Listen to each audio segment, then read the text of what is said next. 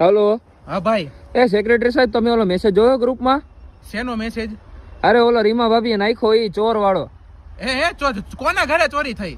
અરે ચોરી નથી થઈ, રાતે ચોર આવ્યા હતા એમ કહે રીમા ભાભી. ક્યાં ચોર આવ્યા હતા? આપણી સોસાયટીમાં. અરે સોસાયટીમાં એટલે તમારી લાઈનમાં, મારી લાઈનમાં, બગીચામાં કે બહાર? એ કે પાછળથી ચોર આવ્યા હતા એમ કહેતી હતી. એટલે તમે નજરે ચોરને જોયા હે? ના રે ના, હું તો વોશરૂમ ગયો ત્યારે કે ખડખડ થતી હતી.